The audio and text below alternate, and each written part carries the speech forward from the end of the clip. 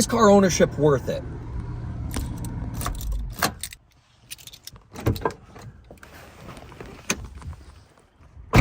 Well, that's an absolute amazing question. Welcome back to Mark Holobitz's vlog, everyone. Thanks for joining in. And today we have to ask actually that lifelong question, because obviously with cars getting so expensive, there's lots of reasons why you should never buy a car. I mean, clearly there's lots of regulators. People don't like cars in general. I mean, it's the necessary evil. A lot of people drive them because they have to get to and from work. And if you were to poll a lot of people, they would literally tell you that if they had an easy means of transportation to get them to and from work in a safe and productive and cost-effective manner, they'd probably elect to go that route and they wouldn't even own a vehicle. But that's a sad state of affairs, because that's your Joe boys, your A to B people.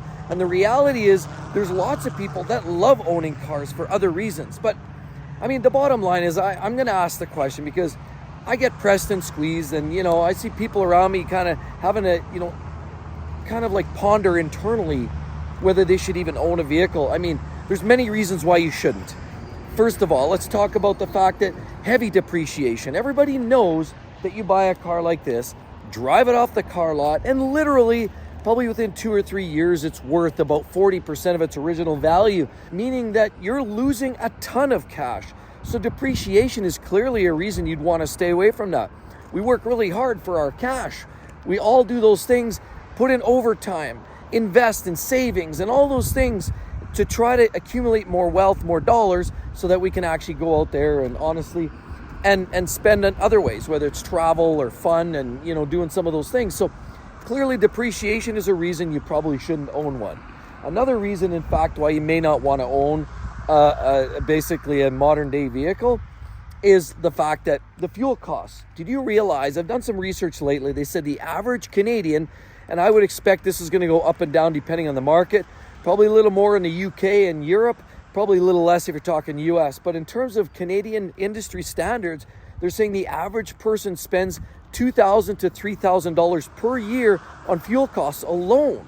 That's right, $50 to $100 a week in gas, because currently gas prices are anywhere from about $1.60 up to about $2, $2.20 a liter. Even more if you're buying the premium fuel, because you like specific types of cars. A lot of them are using even more fuel. Of course, yeah, there's other options now, hybrid and pure EVs, which can save you fuel costs, but nonetheless, most people are still driving ICE vehicles, and that's going to cost you dearly. So that's clearly a reason why. I mean, if we're all trying hard to keep money in our pockets, fuel costs, it's another, you know, if you're saying $3,000 a year after tax, before tax earnings, that's about $5,000. So what does it take to earn that $5,000 for you? How many weeks or how many hours do you have to spend at a job that you're not in love with just to be able to make sure that you pay for that fuel just to get to your job? Anyway, so that's another possible reason why some people would say, hey, don't really need to have a car. Well, there's other reasons for it as well. The environment. People talk about, I mean, just look at these cars driving by, right? There's lots of cars. All of that pollution goes up in the air, and that ultimately yields carbon emissions. Of course, we all like to breathe fresh air, but it's that darn carbon emissions that people talk about all the time that it's causing pollution, smoke, smog, and all of those things.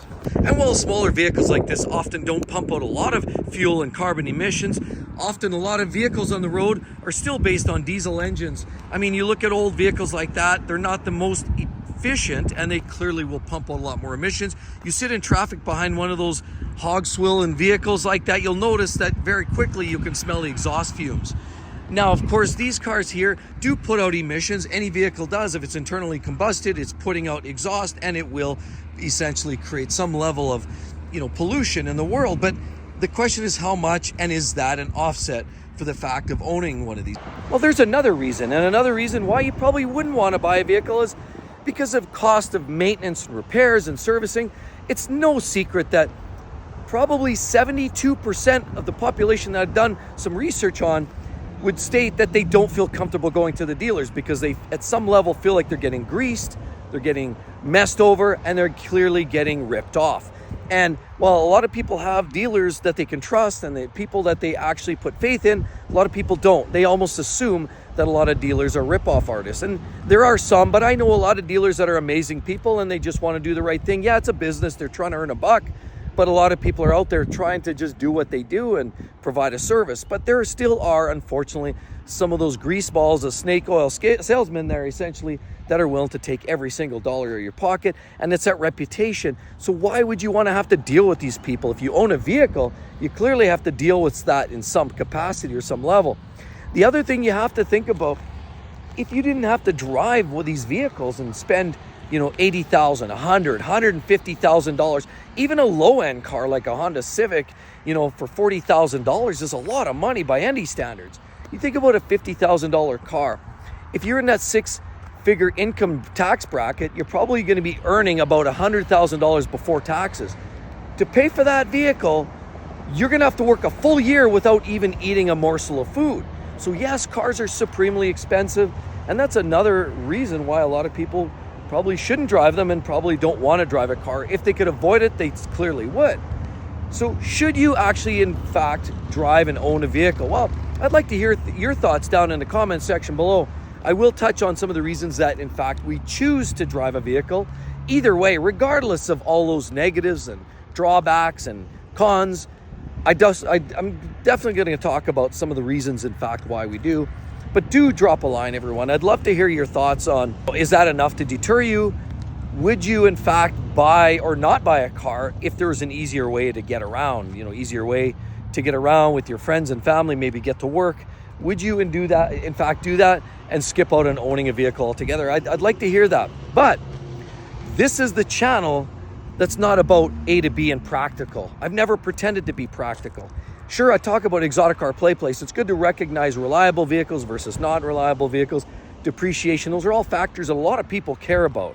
What I care about is the fun and the driving experience that you're going to get from a lot of cars. It's no secret, if you've been following Mark Holubas' vlog for a while, you can recognize I'm not really featuring cars like a Toyota Corolla or a simple little Honda Civic we talk about those on the other channel because a lot of practical choices that people like to make.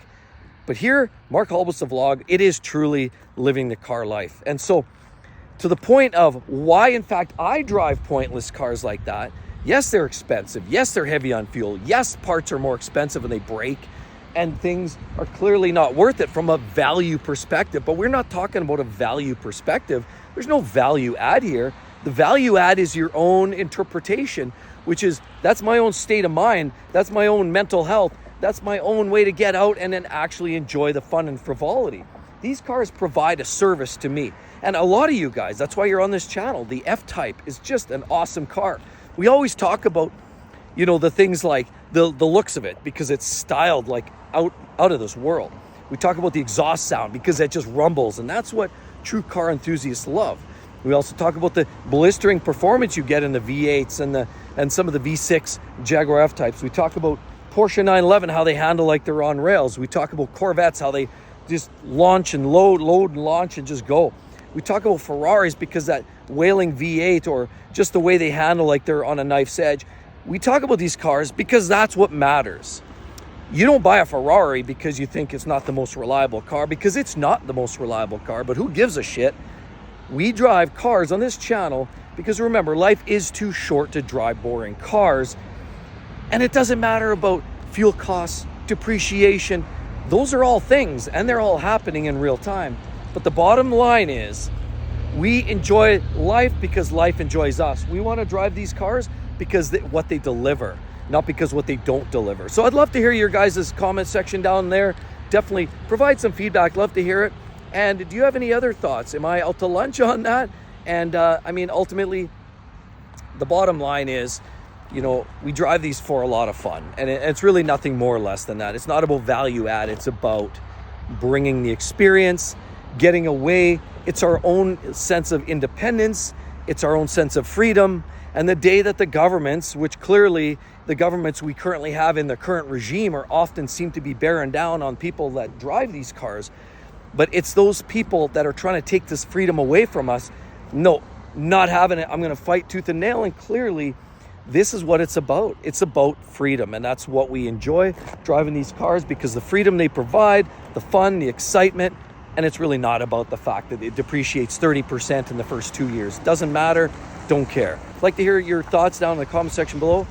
Hope to see each and every one of you. And don't forget to subscribe if you're not already part of the channel. We'll see you all real soon. Bye-bye.